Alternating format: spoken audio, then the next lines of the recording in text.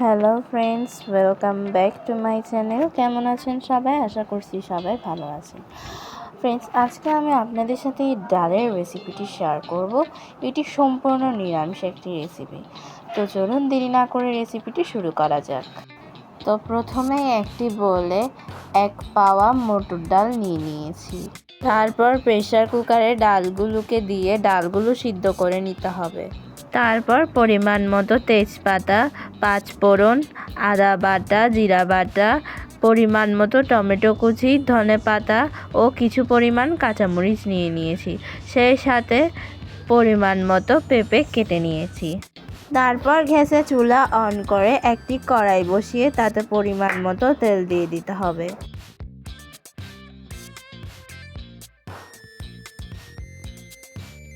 তারপর তেল গরম হয়ে এলে সেখানে পরিমাণ মতো 5 ফোড়ন দিয়ে দিতে হবে।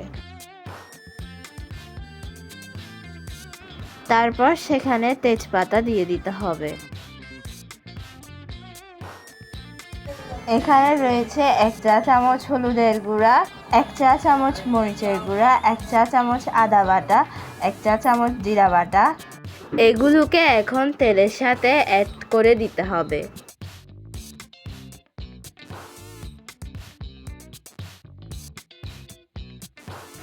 তারপর সেইখানে কয়েকটা কাঁচামরিচ দিয়ে দিতে হবে।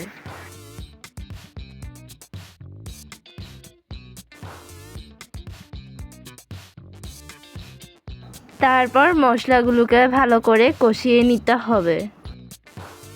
তারপর কেটে রাখা পেঁপেগুলো মশলার ভিতর অ্যাড করে দিতে হবে।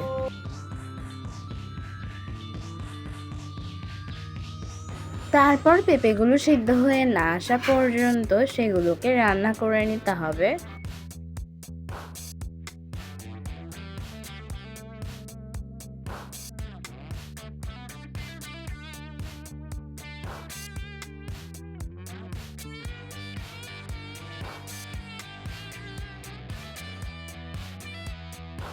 তারপর পেঁপেগুলোর মধ্যে পরিমাণ মতো জল অ্যাড করে দিতে হবে।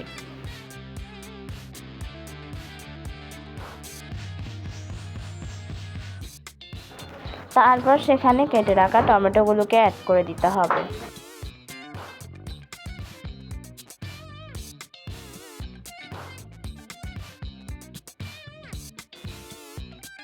তারপর সেগুলোকে কিছুক্ষণ ঢাকা দিয়ে রান্না করে নিতে হবে।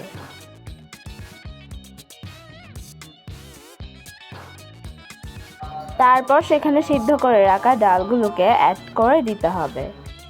তারপর একটু নাড়িয়ে দিতে হবে। তারপর সেখানে কিছু পরিমাণ মতো পানি দিয়ে সেগুলোকে ভালো করে রান্না করে নিতে হবে। তারপর সেখানে পরিমাণ মতো লবণ দিয়ে দিতে হবে।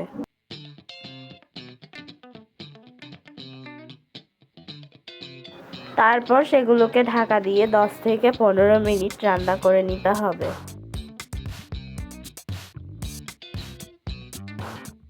তারপর সেখানে 1 চা চামচ পরিমাণ গরম মশলা অ্যাড করে দিতে হবে।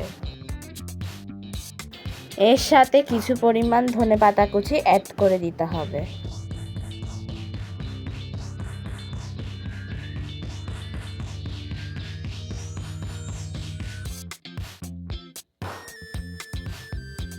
রান্নাটা আপনাদেরকে গরম গরম সার্ভ করে দেখাচ্ছি, দেখতে কতটা সুন্দর হয়েছে।